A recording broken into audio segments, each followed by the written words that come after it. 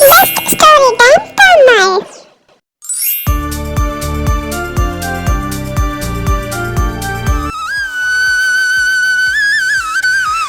கைலாசபுரங்கிற ஒரு அழகான கிராமத்தில் ஒரு சின்ன குடிசையில் ரவி சிந்துன்னு ஒரு கணவன் மனைவி வாழ்ந்து வந்தாங்க. அவங்க 2 பேரும் ரொம்ப வறுமையிலையும் கடன்லையும் வாழ்ந்து வந்துட்டு இருந்தாங்க. ரவி தள்ளுவண்டி காய்கறி கடை வச்சிருந்தான்.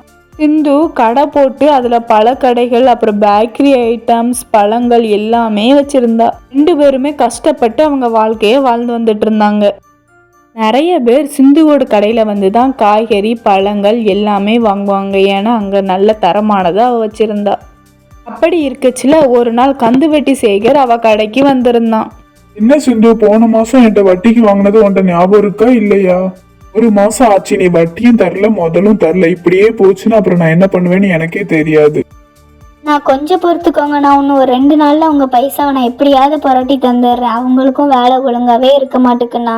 இந்த கடையை நம்பி தான் எங்கள் சாப்பாடு பொழப்பே போகுதுண்ணா. ஆனால் இன்னும் 2 நாளில் நான் திருப்பி தந்துடுறேண்ணா. இன்னும் உனக்கு ஒரு 2 நாள் தான் டைம். அதுக்குள்ள என்கிட்ட வாங்கின பணத்தை வட்டியும் முதலுமா நீ தர, சரியா? இல்லைன்னா உன் கடையை இங்கிருந்து தூக்கிடுவேன், ஜாக்கிரதை. ரொம்பவே மன கஷ்டத்தில் சிந்து கடையை மூடிட்டு நேராக கோயிலுக்கு போய் சாமி கும்பிடுறா. ஒண்ணுமே கவலைப்படாத சிந்து, கடவுள் நமக்கு எப்படியும் வழி வகுப்பாரு. எதை நினைச்சும் கவலைப்பட்டு அழுதுட்டு இருக்காத. கோயில்ல போய் உன் உழைப்ப நம்பு, எல்லாமே நல்லபடியா நடக்கும். நல்ல மனசுக்கு எல்லாமே நல்லபடியாவே அமையும் சிந்து, சரியா? சாமி கும்பிட்டுட்டு வீட்டுக்கு போயிட்டு இருக்கிற வழியில ஒரு பாட்டிமாவை பார்த்தா. என்ன பாட்டி, இங்கே தனியாக இருக்கீங்க? யாருக்காவது வெயிட் பண்ணுறீங்களா என்ன? இல்லைம்மா, அப்படிலாம் ஒன்றும் இல்லை. எனக்காக யாருமே இல்லை. ரொம்ப பசிக்கு, கொஞ்சம் சாப்பாடு தெரியாமா?